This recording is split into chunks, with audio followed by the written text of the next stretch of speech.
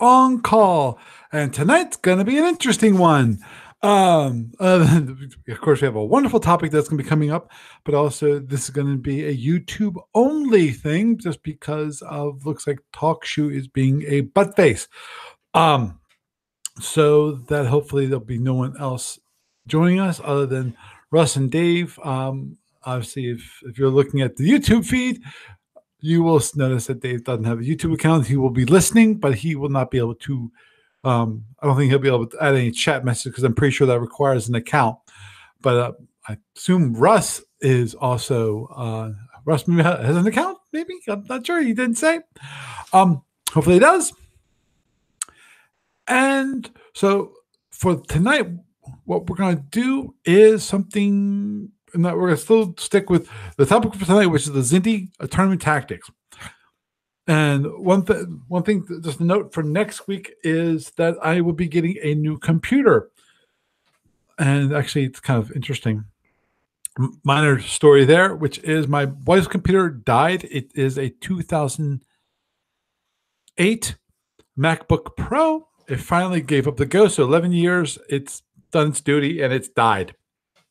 So basically, I'm going to give her my computer, which is only 5 years old. And that should do her just fine for the next 5 years. As it is, it has an SSD drive in it, but I've been using it.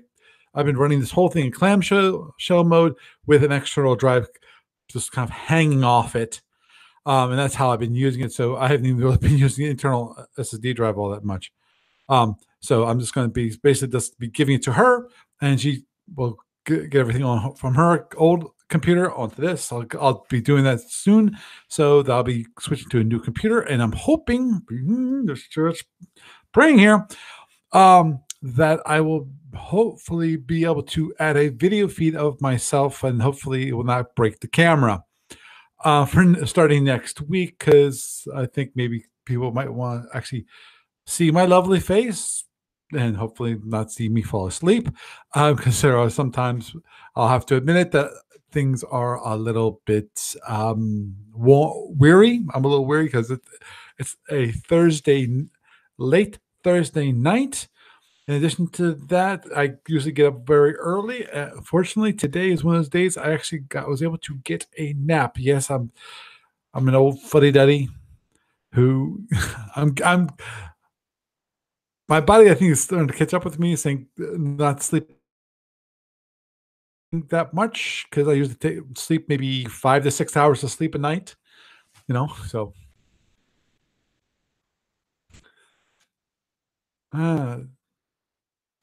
yeah, a few weeks, Paul will have a studio and guests. Well, no. What you'll probably be seeing on this lovely, lovely stream will be my lovely, lovely face, and probably some of the pictures behind me. I might actually have to start thinking about lighting. Jeez. The only reason, yeah. Well, the problem with Dave, just I'll let you know about Barry. Barry has moved down to Kentucky, and that makes things quite interesting. I'm just hoping at the moment that no one tries to call in for this evening, because if they try, they will be unsuccessful. Just because of, as I said, I'm doing this completely YouTube because of TalkShoe being a butt face, and I'm unable to call it for whatever reason that is, and I do not know why that is the case tonight. But hopefully we won't have an issue with the rest of the recording.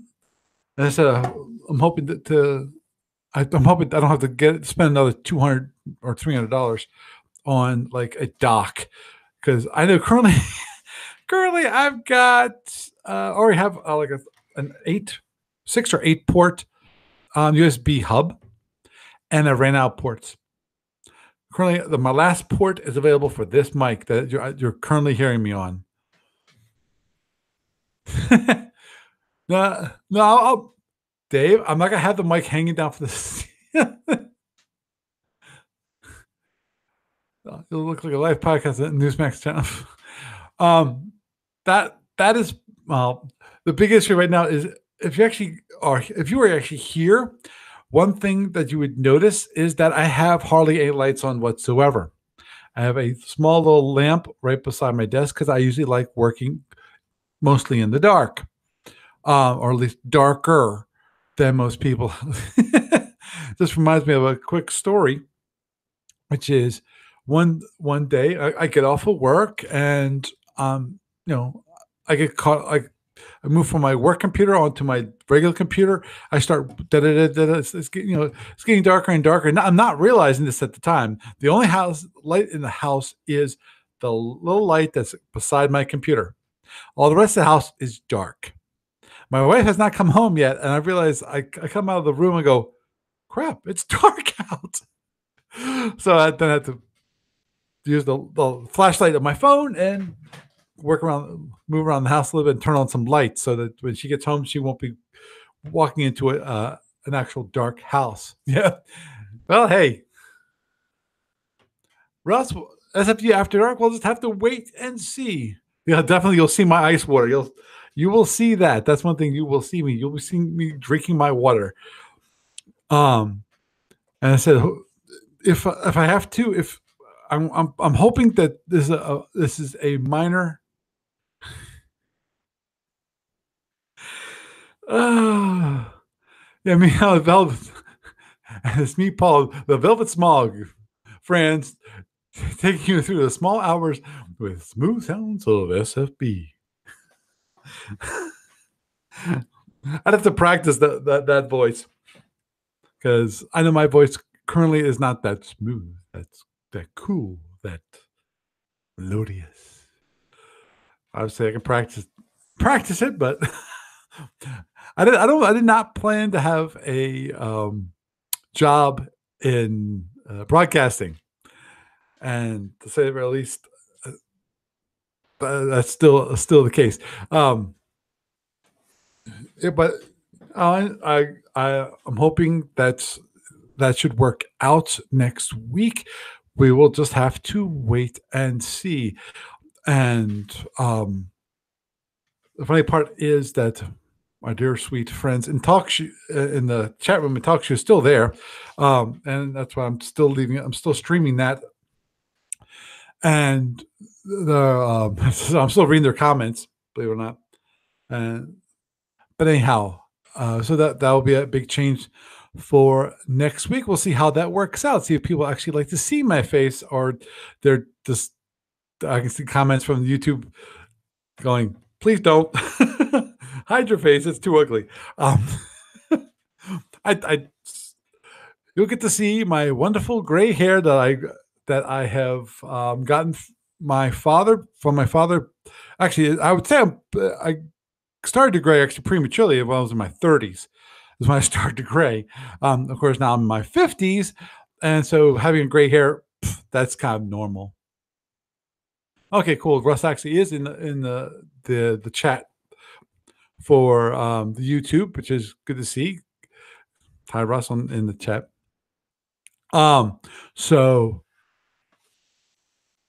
is, that will be interesting to see. Hopefully people will appreciate that. I would love to be able to do a kind of video, recording like a Skype broad, a Skype cast, a Skype video chat with somebody else, and have it so that I'm on the feed, and hopefully we can do something like that. Not sure. Obviously, now with Barry, now I'm hoping no one calls in today. And if TalkShoe keeps being a butt face when it comes to trying to call in, we might actually move to YouTube. And in which case, then I have to figure out alternate arrangements when it comes to dial in. Probably, as I pointed out before, I would then probably set up a conference call, and people would dial into the conference call instead of dialing in to TalkShoe. Now the question, and then I would probably keep uploading my podcasts up to TalkShoe as long as they allow me to. I understand that.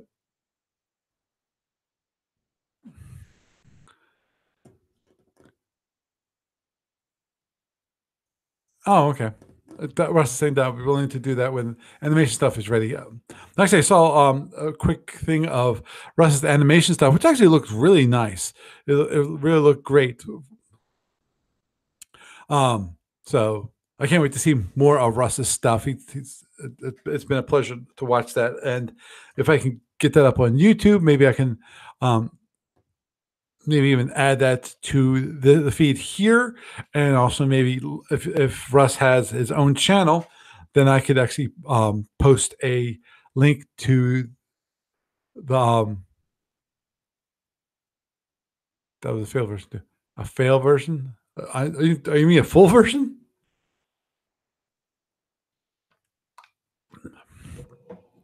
But I'm hoping that we can do that so that more people can be um, looking at that kind of stuff.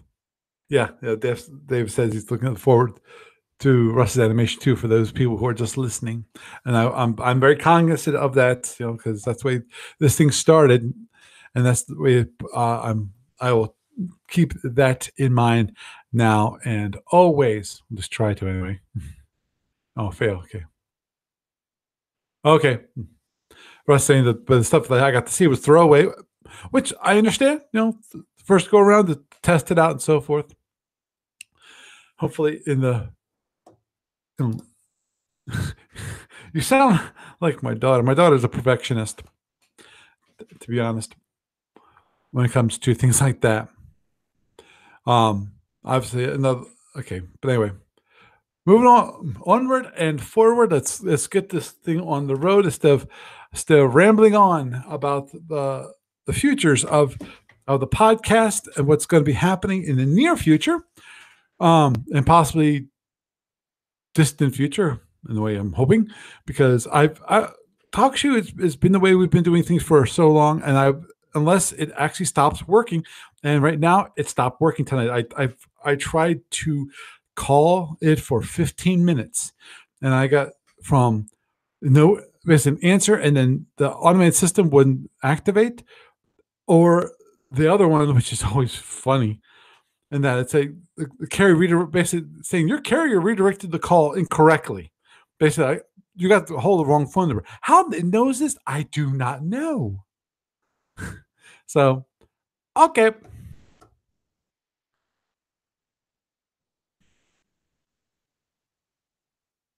I'm we already passed the 500th episode. Oh, actually, it depends. Geez, I'd have to look back at the old episodes. Because it depends upon what you consider the real 500th episode. Because I know that there were some episodes where I incremented the episode number, and in some cases there were like the podcast for Happy Thanksgiving. So you might not consider that a real podcast. Or there are other ones where I actually incremented the number, which were basically previously recorded content from the Origins convention. And there are some others which I didn't increase the number, but I posted them anyway as special content. So I'd actually have to look back. My guess at this point is that the real 500th episode, if we get rid of all of those pre-recorded, which I'm not sure if you call those episodes or not. But if you consider the real 500th episode to be the episode that I actually recorded and streamed, I'm not sure what that would be. Because currently we're at episode 508. Yeah, 518 is what we're at the moment. Whether that actually is the quote unquote real 500th or not, or what's considered a real episode, you know, I can't say. But to me, at this point, it doesn't matter. I've already, to me, the more important part of the episodes was that we've been doing this for over 10 years, and actually very soon we will have done it for over 11 years. you know so I don't want don't want to miss the celebration. To me, David, as I mentioned, I think the big celebration for me was the 10-year anniversary. Um, I will probably celebrate again in another 4 years, as we, that in that we will be. I'm planning on keep on doing this for another 4 years, possibly another 10 or 20 years. I don't know. Um, Actually, I don't want to think too much about the future, because some part of that future, and I know this is going to happen one of these days, which is, of course, Steve Cole is going to die. It's at some point in the next 20 years he will die. It would be is a pretty good guess, because Steve Cole is older than I am, much older than I am. This, yeah, because I don't think he was putting out a game. Okay, you can see he originally put out Starfleet Battles. It was in the 70s, I think it was. I forget the exact year. I think it was I want to say 75, but I don't think that even that's it. I'd have to look that up. Probably like look it up on Wikipedia. Probably my best guess. Best place to look that up. But anyhow, um, and I was born in '66, so I'm assuming that Steve Cole is at the very least 10 years older than I am. So he would be in his 60s now. And if he survives into his 80s, well, he might, But anyhow, this okay. Russ is saying it was a 76. Yeah, video feed goes well. I might have a sound stage in 10 years. That would be interesting. Turn this place into a sound stage. Because I still remember the original idea of doing a sound stage of some sorts that is put up uh, these walls, temporary walls, which would absorb the sound, so it wasn't as bouncy. And this was when I was down in the basement of my old house, because it was really reflective in there. And I moved it upstairs, and it actually is much better because there was actually carpeting, versus there was no carpeting down my basement. It was just a concrete slab. Actually, there was some minor carpeting, but not. It still bounced a lot more than I really wanted it to. But anyhow, okay. Russ grow another mullet. That'd be interesting to see, Russ. Oh, we are definitely. This is one of those which is a sidetracked city today. I apologize for not keeping on topic for this evening, but obviously the whole thing with TalkShoe has kind of knocked me off kilter for this evening. But with that, I figure we're probably best if we move onward and forward. That being that, what we'll start the discussion, which is the topic for this evening, which is Zinti tournament tactics.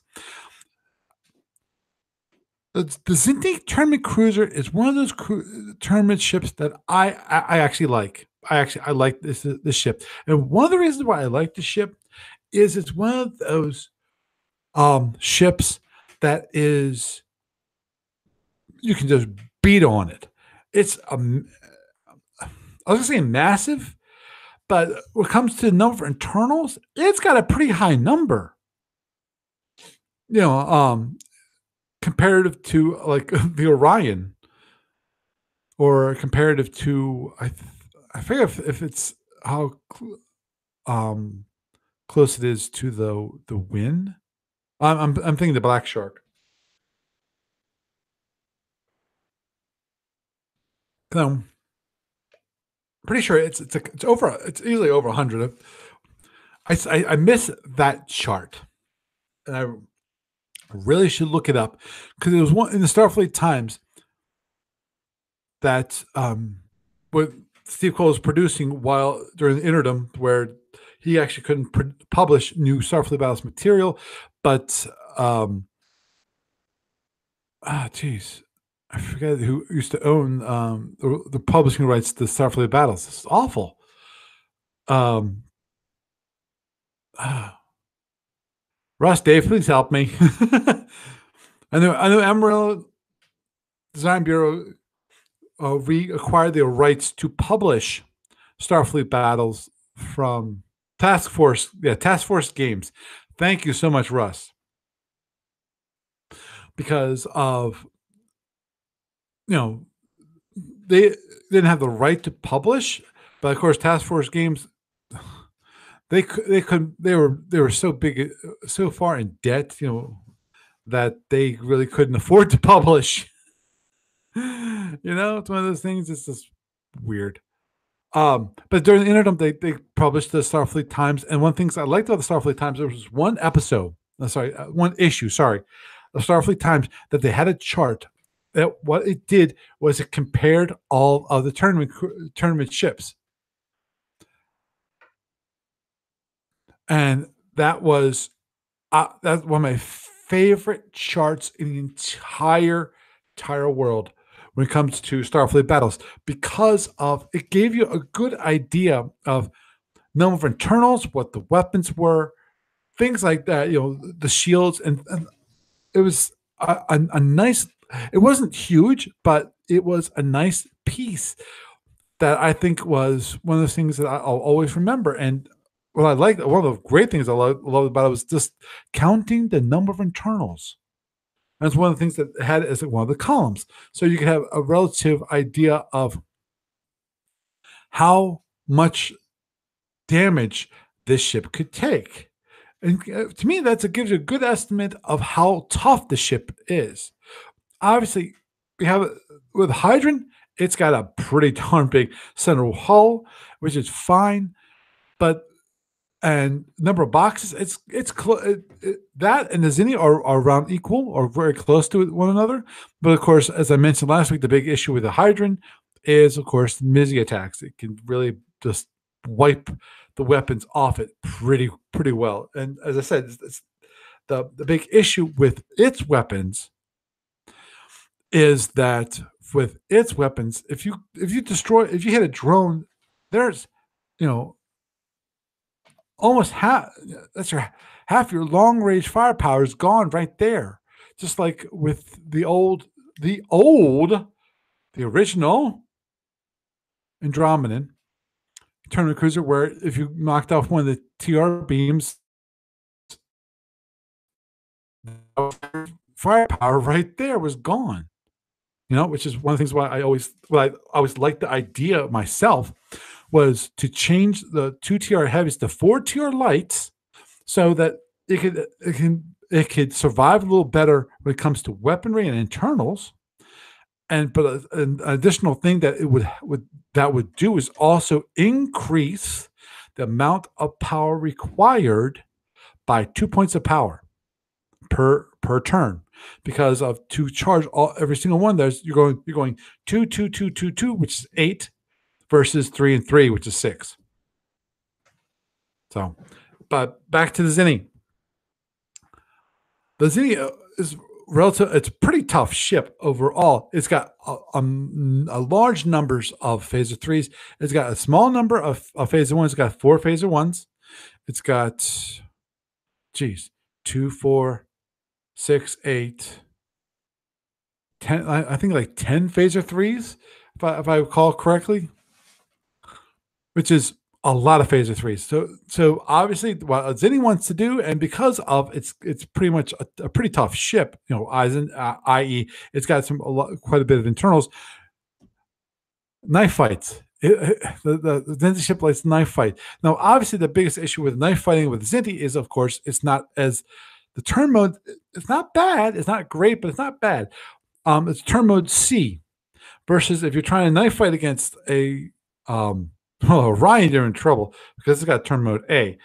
And then with a Klingon, it's got a turn mode B, so the Klingon has a little better in that case.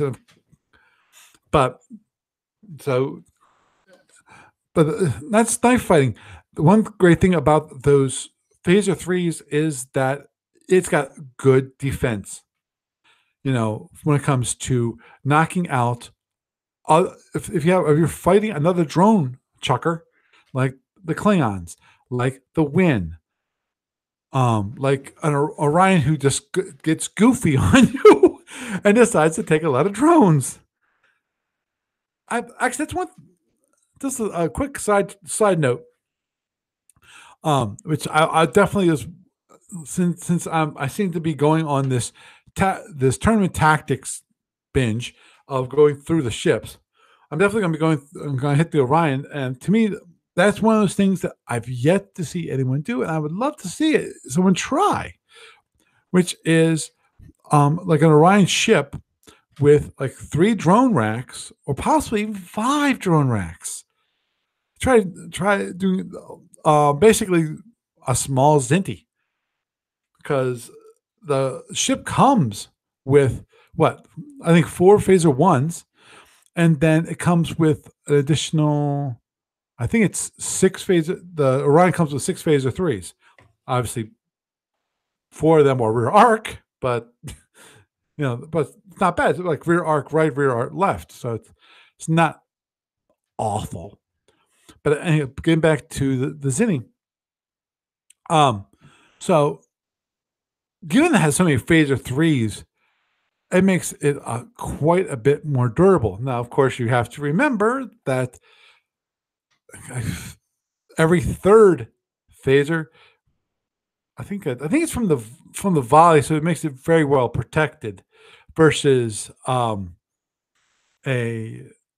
heavy weapons. Because I think every third heavy weapon has to be the best heavy weapon, if I recall correctly, versus phasers, which is the every third um, phaser needs to be of a volley, not of total damage, has to be the best phaser.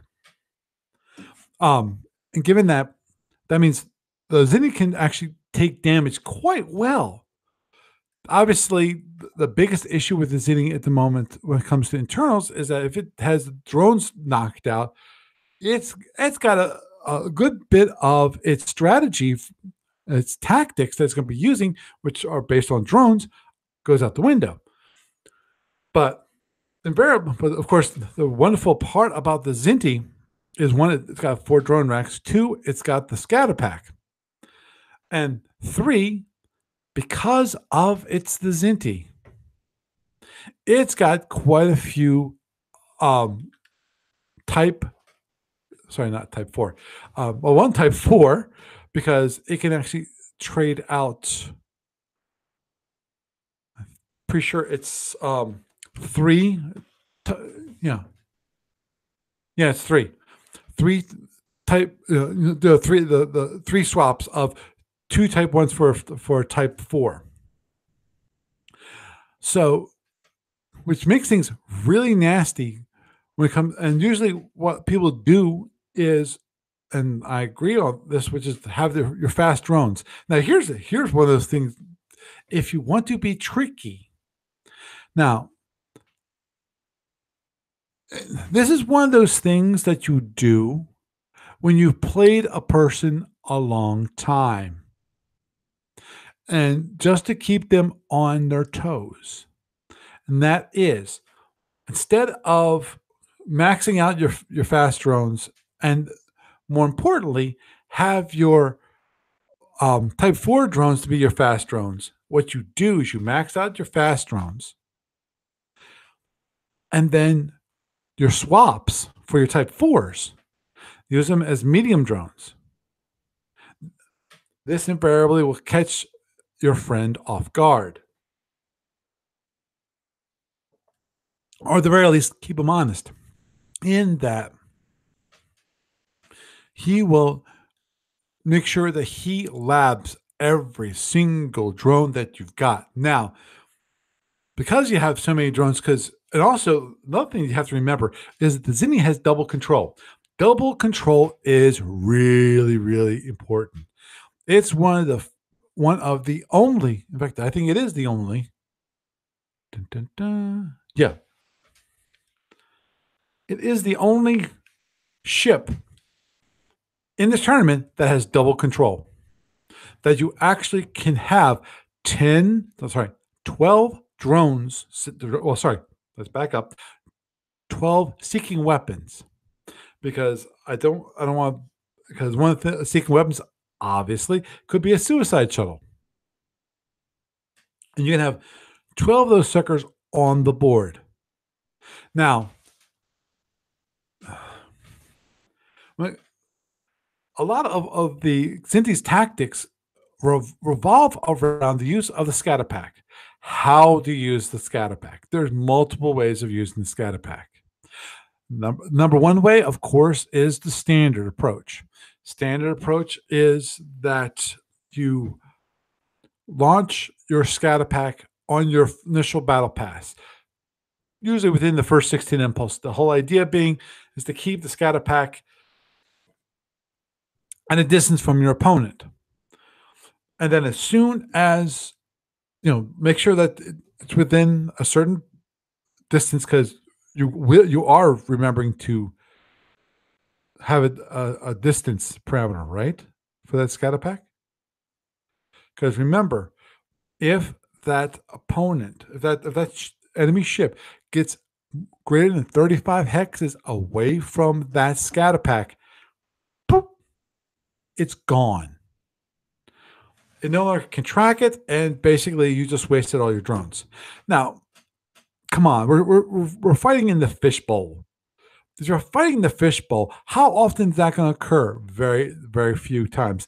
The only time you have to do it is if you ever, ever, ever do a corner dodge right out of the boat, right out of the, right at the beginning. You do a corner dodge. Because if you do a corner dodge, he does a corner dodge, you both go for opposite corners.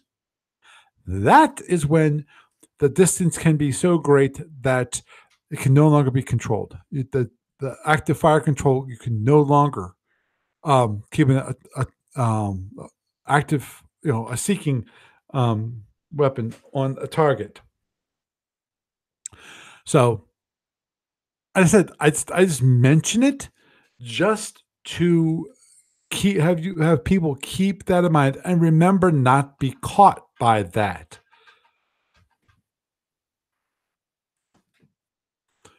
Now, so that's one way is your initial battle pass. And then there's obviously, again, even with the initial battle pass, there's two ways of using it. One way is that your drones follow you. You keep a relatively fast speed to get ahead of the drones. You don't even have to go fast speed because you drop it off. The drones will be behind you. The other one is obviously you go slow, have the drones get in front of you, and then you have this wall in front of you, so your opponent has to fight that off. Now, there's always a gotcha in doing that maneuver in my mind, in that requires you to slow down. This means you're giving up the control over to your opponent. Now, if you give up control of your opponent in that case, they still have to do something about the drones, or at the very least, they have to turn away to run away from the drones. The good thing about that, obviously, because if you're flying behind the drones, you make sure that the drone's in front of you, and then you're going at a max speed, a speed 20, because you want to make sure those drones stay ahead of you. That your opponents, if they turn off, you got them good at that point. Because of what's the one thing you want to do? You want to control your opponent's movement. That is your number one priority. That is what drone users do. That's what any seeking weapons. Because as I pointed out a few episodes ago about using plasma torpedoes. The plasma torpedoes, the whole idea is to invoke fear on your opponent. Fear that 30, 50 points of plasma is going to hit them, knock down their shield, give them 20 internals. That's why they run away. Which means they have to turn, and while they turn, you turn in, and boom, you get behind them. And that's why, that's one of those benefits of having it so that you're behind the drones. Now, the beauty of having the drones follow you is the other thing, which is that you can come in and you can tractor them. And because, again, it's one of those bold moves that you do when you want to catch someone off guard. Just remember that the one thing about playing against another person in a tournament or playing against another person, period, is to, I think Sun Tzu said in The Art of War, know your enemy. That is critical. You need to know the way that your enemy thinks because that will help you tremendously in deciding what tactics to use against them. Always is, always will be. So, in that case, you know, it's a surprise move. If a person is not, you don't think he'll expect it, which is always the case. The whole idea of tracking a person is to catch the person off guard. The only time it's not is when you beat them down so much that you have a lot more power than they do, and you can beat it no matter how much power they put into it. Now that's a rare thing. Mostly you try and catch them off guard and have it. You try to the whole of course start off the battle. The whole idea is outguessing your opponent. That's why knowing your opponent is such a critical thing. But because in that case, what the great thing about that is that you can come in. He wails on you. Okay, so he wails on you. Let's say he even gets some internals on you. Big whoop. If you're able to close in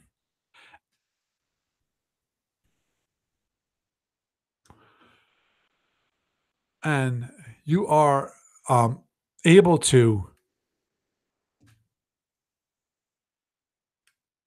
yeah,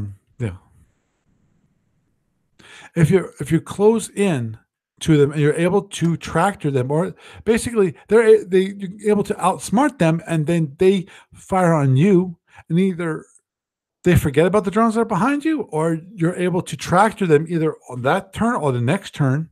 Because obviously, in the first battle pass, the one thing that's going to happen, depending upon how you approach it, because of and when the Zinni, it's one of those ships that, yes, what things you're going to probably do is you're going to be flying directly at your opponent. Why? You want to directly go after your opponent because you want the center of the board. You want that center of control, which is always a good thing. And that's one of those times where basically when you really want that control, that's when you are ahead of your drones instead of behind your drones. That's one way of doing it.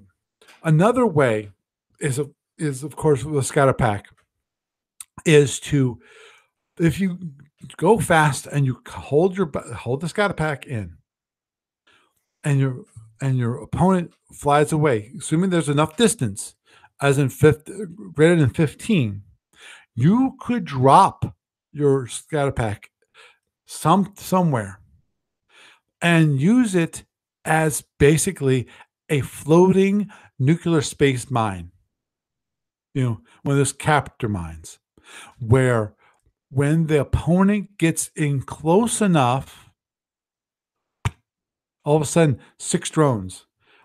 Now, there's some really cool things you can do with that, in my mind, because let's say that you are able to place it in the middle of the board, and you say, okay, whenever your opponent gets within 15, a ship gets within 15, an enemy ship gets within 15, it's going to launch, or 10.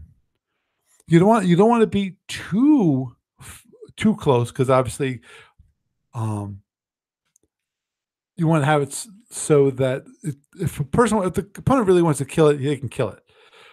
But remember about the small target modifiers because it is a small target.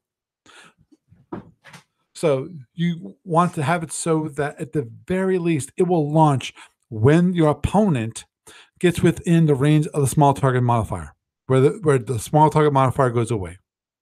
That's at a minimum is going to be the range that you want. If you're going to use it as a capture mine, it's a neat little tactic in my mind. Have I ever used it? Nope. The only reason, and this is the only reason I have not, is because I haven't played the Zindi enough to actually use that as a tactic.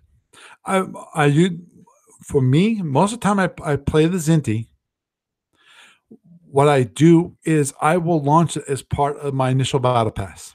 Now, whether I'm going to follow it or they're going to follow me, that is up. All depends on the opponent I'm flying against.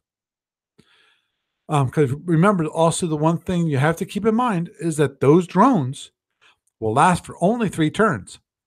So if they get launched into turn 1, by turn 4 they're gone. So if your opponent is able to and willing to run them out for 3 turns, if they're able to keep up the speed and run out those drones, they can do it without firing a single weapon. Now, of course, that's going to cost them what? That's still going to cost them power because they're using it to keep their speed up. And it's possible that they might not have needed to keep their speed up. And if the drones weren't chasing them,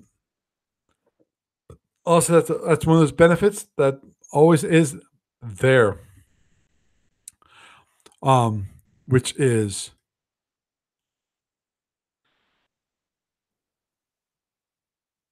drones cost 0 energy to launch them.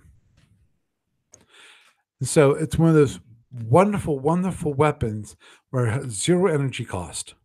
So you can put the energy, any energy that normally would go into other weapons, would go into possibly a tertiary weapon. For example, in the case of like the Lyran ESGs or the Hydran's fusion beams. Though you can debate on the fact of whether a fusion beam on a Hydran ship is a primary weapon or secondary weapon. Tertiary weapon. Usually, a secondary weapon is usually considered the phasers. Or is it? Yeah, it's one of those two. I forget if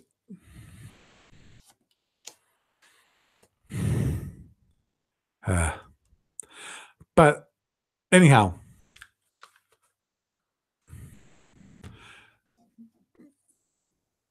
given that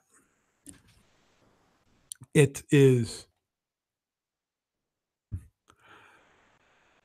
it's critical that you use those drones well, you know, and given that you are allowed to have 12 on the board, you can put up a massive, massive wall. It doesn't have to be a single stack. And of course, if you're flying against Andromedan, you're not going to be doing a single stack, are you? You're going to be forming a wall because of that T bomb. And of course, then there's all, and when it comes to Andromeda, it all depends on what the Andromeda has because the Andromeda is still kind of flexible when it comes to what is the official one. It's still in beta testing. It's crazy. Because depending upon which one is, if it has the 8 phaser twos or the 6 phaser twos, you can actually overwhelm the Andromedan with your fast drones alone.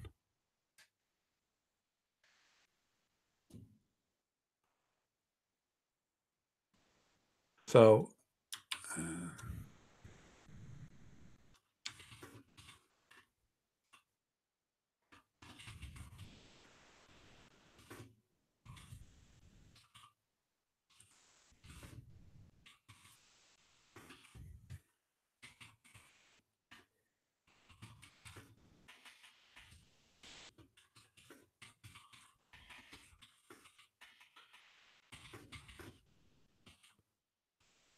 sorry, I had to reply to this new participant that's registered.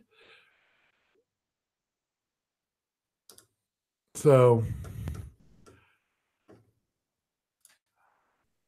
moving onward and forward, when it comes to those drones are critical to everything you do, obviously.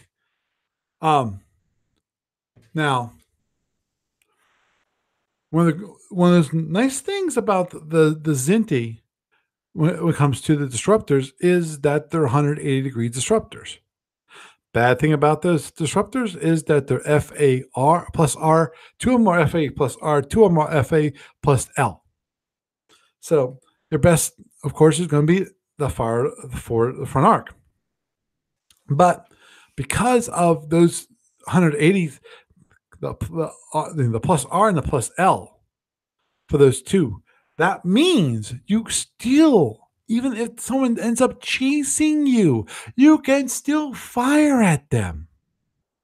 That is the beauty, total utter gorgeous beauty of the Zinti.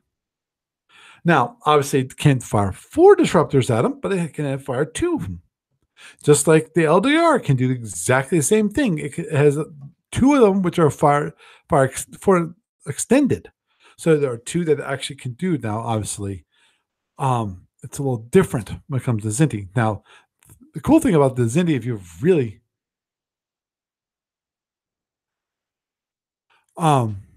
sorry.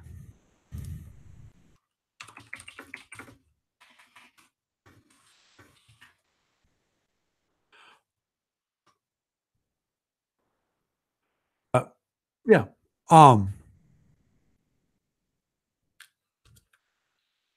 so in theory, now this is a rare instance in my mind, in that you can be going one direction and firing out your shield number 5 and turn. So you get your shield number 4 is facing them, and then you finally turn again. And your shield number 3, now you can fire out your shield number 3. Will you actually be doing that often?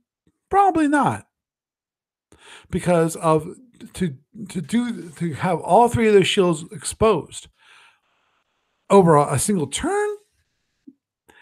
And that can happen, but if you think about it, most probably your opponent is not going to sit there and let you just beat on his one shield. If you turn, if you fire and hit him with the disruptors firing out shield number 5, and then you turn again and you get your shield number 3, and he sees that you can fire another. When you first bring that shield number 3 to bear, what is he going to do? He's probably going to change his shield at the very least, assuming that you actually hit the first time, right? You did hit. So that's one of those beauties of the Zinti, and and you can do a face to face. It's one of those few ships in my mind that you could take a full 64 fully overloaded photons, and you can still fight. You know, if the Fed hits you at range 8, tries to and hit you with 4 fully overloaded photons and phasers, you still got a lot of ship left after that. So you can keep going. Unlike some other ships out there, which they couldn't take that kind of damage. You can. And you can keep going. That's one of those reasons why I like the Zinti. Now, also because of the disruptors and the 4 phaser ones, obviously 4 phaser ones aren't that great. Comparatively speaking to, let's say, the Saltorian. The Saltorian is a lot better at this, which is not the knife fight, but the saber dance. Because it's got a turn mode C, it's not bad for a saber dance. So you can keep things at a distance, in theory, and you should be pretty well off. Now, obviously, the person the one ship that's really made for a saber dance is, of course, the Klingon. And that's because of that the UIM is the one thing that just kills. It absolutely just kills. And it's one biggest pain in my butt in the entire world. That's why when it comes to flying against ships, that's one of those ships I truly do hate because of those disruptors. But but so okay, let's talk about different collection of ships real fast. Obviously, if you're Xindi and you're flying the Xindi and you're going to be flying against a plasma, the great thing about the Xindi is that you've got your drones. They got their plasma, but you've got your drones. The part, of course, about that is that because of they've got their plasma, and you can't follow in your drones overall. Because what's going to happen is that you come in, launching your drones. What is he going to do? He's going to launch his plasma to separate your drones from your ship from your drones, because he does not want to face them at the same time. And it's just like with the Hydrant and the fighters. You don't want to face them at the same time either. But because as I mentioned with the City, you can follow up on the drones and track them, or in the case of if you stay behind the drones, then have it so he has to deal with the drones first. Well, he wants you to be separated from your drones because of he can easily speed off, because what is a plasma? The plasma guy is going to do a plasma dance. He's going to run around. He's going to launch plasma, run, because he's not going to want to get close to you, because of not mainly because of your drones, but obviously that is a factor in it, because of if he's facing your drones, that means he's going to be facing you. And he wants to, as I said, he wants to have you have you and your drones separated. Now, so when you fight against him, you're probably going to do what everyone else does. Now, which is run out the plasma.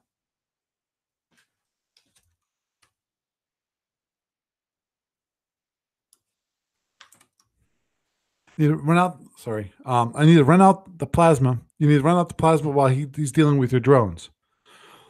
Now, in my mind, this is one of those times. This is one of those times that you might actually want to use. You might want to use the capture mine scenario. Obviously, the only difficult part about that is that if you do set that up like that, what can he do? He can actually launch like his 20-point plasma F at your scatter pack, and it's going to be gone. It's going to be destroyed, and therefore there goes the drones. So that's one thing to always keep in mind. But the whole idea being is that if you can try pinch him,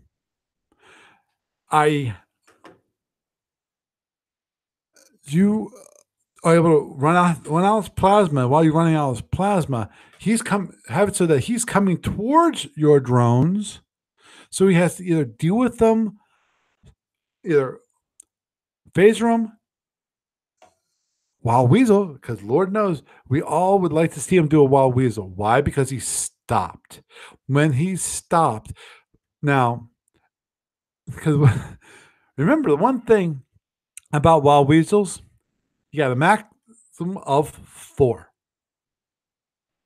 If you use up all 4, and you still have drones left, they're in a I'm not gonna say a big bag of hurt, because it's not a real big bag of hurt, but it is a makes things a heck of a lot harder. Because that means they have to either phaser them or run. That's the only options at that point. And when it comes to the Zinti, when it comes to flying against the Zinti, you will be um use a wild wizard because even in a Saltorian, which I like to fly a Saltorian and just kind of use its speed to just batter down the drones, even against the Zinni. When I'm flying the Saltorian against the Zinni, I will prefer to have a Wild Weasel charged. Definitely two, because you never, and I will repeat this and remember this: do not charge just one Wild Weasel.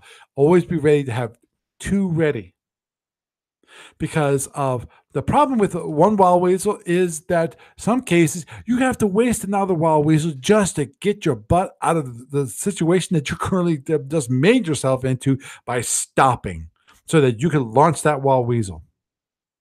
Now, obviously, if you can plan it right, and it's possible, but you can actually have it so that you can go to speed 4 and while wild weasel is at speed 4 and then be able to zip up to 14, which is a beautiful thing.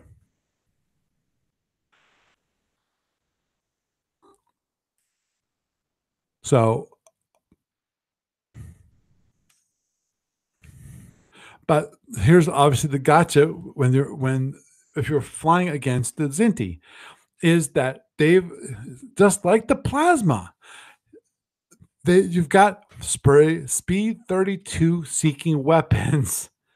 And why would you actually do an ED? You do an ED because of you don't have enough phasers to knock down all those drones, or if you do, you're going to be in trouble for the next turn in some cases. So what will happen? Do an ED, launch that wild weasel to have so the fast drones will take out the wild weasel. In which case now you have to figure out how to get out of the situation you just put yourself in. Because invariably, um, because the tough part is having it so that you can go from tacking to actually moving. Because the reason why when you're speed 0 you tack is because your opponent's going to be coming in after you. Now, if you beat them up pretty well, normally, and they're gonna veer off. Now, the problem with while we're against a Zinti is, of course, they can just come up nice and close.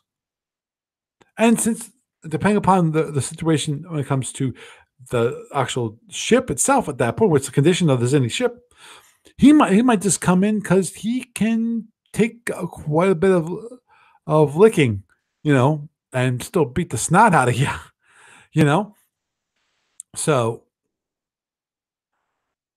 and I'm going to say this just because of the generic kind of tactics. In that, of course, one of the things that the Zinti always has to keep in mind is how many drones does it take for your opponent to say, "I'm done," and use a wild weasel, go and wipe them off the map? Because obviously, if they do that, you have to take advantage of the situation and close. But also, the thing is, in theory, they can have it so that your 12 drones that you had on the board are now gone. One fell swoop, they are gone. Now, obviously, it's a rare thing that you actually have your stack of the drones from the scatter pack and from the ship at the same stack. You can do it. Would I actually ever do it? No. I I would advise going against it, period. Just because of one of the things you can do when you actually have like two or maybe even three drones in a stack, just two or three, you can actually build up a wall. so that if they try to penetrate the wall, they're going to actually hit not two, they're going to have to hit like four or six, depending upon how they try to go through the wall. Or they have to try to fly around the wall. See, that's the beauty of drones. Drones are mobile terrain. That's the number one thing of why you use the drones. And obviously, there's you being the Zinti ship, you're going to want to be flying behind those drones. Is what you want to do, and then as your opponent flies away, you can beat up on his weaker shields. Now, this is always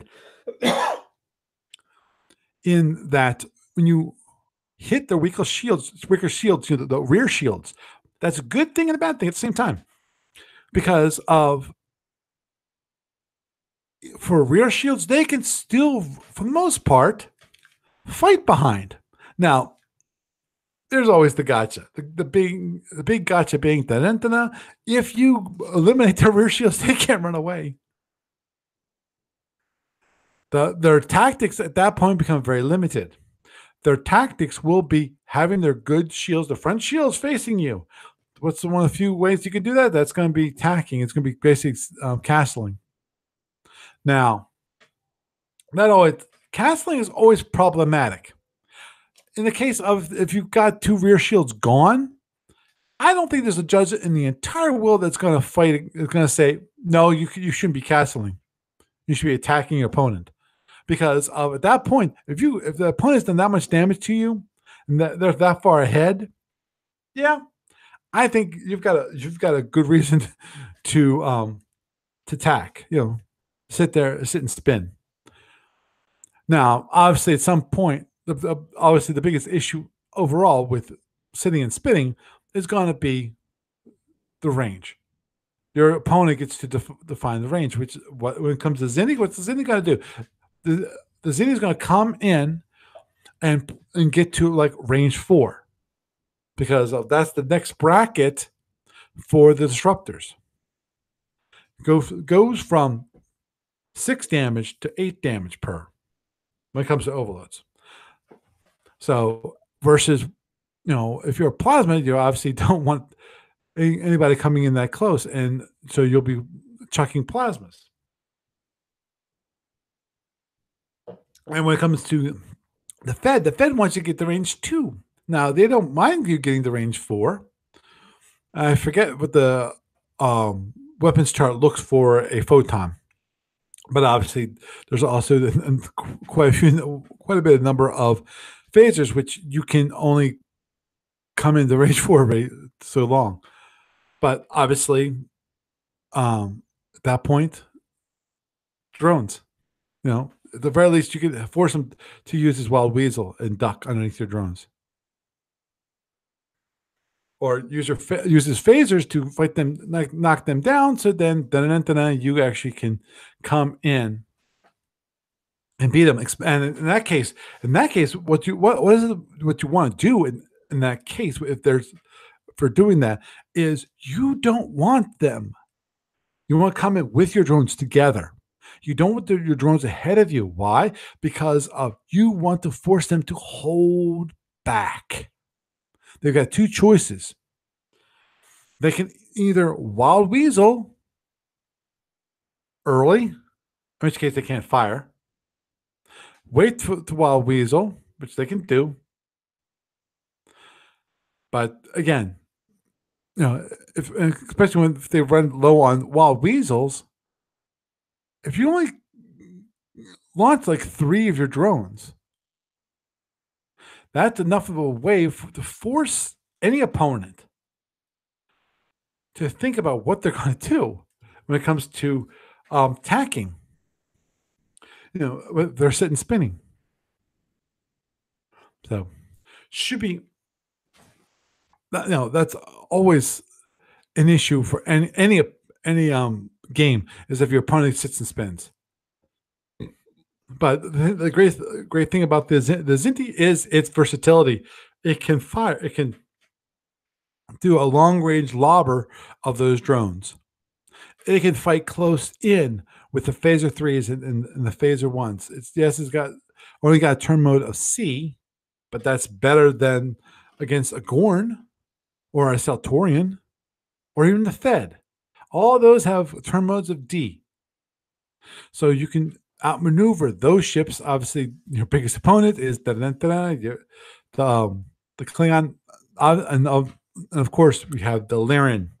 The Lyran always presents its unique challenge, which is of course the ESGs, and this is one of those times when what you want to do is everybody at once. You want that nice large drone wave to come in, and you want to be able to be right there, right at the single instant. This is one of those times that I would actually encourage to have your drones as a single stack because you want all of your drones to hit at the same time. And if you can have your ship there too, you want them all hit at the same time. Because of what's the one thing you want to do? You want to have it so that the damage is mitigated, applied to as many targets as possible, therefore weakening the whole effectiveness of the actual ESG itself. Now, it all depends, obviously, how they plays the ESG. In the case of they want actually for pure drone defense, it'd be range 1, because I'm sorry, but I have a hard time believing that a Lyran actually would want range 0, because what happens with range 0? Range 0 means that you are relying on your ESG to be up when the drones come in, and that your ESG will stay up. Now, and then can you for most part rely on it? Yeah, but here's always the gotcha with that. And that is, if you being the Zinti, if you can knock out his ESG generators, if you can get those internals before your drones hit the ESGs, all the better. Because all of a sudden his defenses went out the window. Because especially if he's relying on his ESG, the Uber, protection against drones, and the generator goes boo. They'll find themselves in a big bag of hurt. Now, obviously, knocking out both ESGs is quite a feat, because to do that, you have to do a proper Mizzy attack. And to do that, is the Lyran going to sit by and let you do that? No, it's not. At least if he can avoid it. Obviously, there are those opportunities that occur that you actually are able to do it. That your Lyran opponent has to get his one shield into proper arc, or to have his ESG be able to hit you or hit the drones right, the right moment. But big surprise, that is the point, because if you can actually get him to do that, and you're able to, and you're at the proper a beneficial angle, a beneficial track, where you actually can perform a Mizia and successfully, do that, then go for it. Obviously, if the first initial firing, the initial volley that you fire, you got to make sure you bring down that shield. If you don't bring down the shield, and even that, there's always the issue, which is, of course, it's random. You have to roll a 3 or a 3. There's 2 ways of getting a 3 when you're rolling 2 dice. There's the 2-1 and the 1-2. But hey, at least you have a chance. If not getting 1, if you don't get 2, hey, you might get 1. And the more chances you give yourself, the more that means there's a greater possibility of you actually successfully destroying an ESG. And even if you only get one ESG, if you only get one, that's good enough because his drone protection has gone down greatly right there. Because I don't think the Lyran, when it comes against Zinni, he's going to try to use it against the ship. He's going to probably try to use it against the drones, unless the drones are out, in which case he'll use it against the ship. Comes with LDR. LDR is a little different, just because of those crazy phaser Gs, which he'll be happy to use as drone defense. But of course, the wonderful part about that is that then you can come in nice and close. You can do a nice knife fight, and you about his phaser Gs. They're not going to go against you. Like obviously, at range 1, it could be like an overload photon, one of those suckers, because of if you maxed out damage, that is obviously. So I think we will wrap up this evening when it comes to talking Zinti tactics, things to keep in mind when you're flying the Zinti or when you're flying against the Zinti. Things to keep in mind, and remember, if you're flying in the Zinti, you have a really tough ship. Remember that you can take the hits, you can take the internals. Obviously, try to avoid Mizia, but if as I said, you're one of the few ships that can take a fully overloaded photon spread and still live and still win at the end of that game. So, had a nice talk about Zenny tactics, and of course, some of the possible future plans for this wonderful podcast, including hopefully a camera feed of yours truly, so then you can hopefully enjoy looking at something other than the chat room.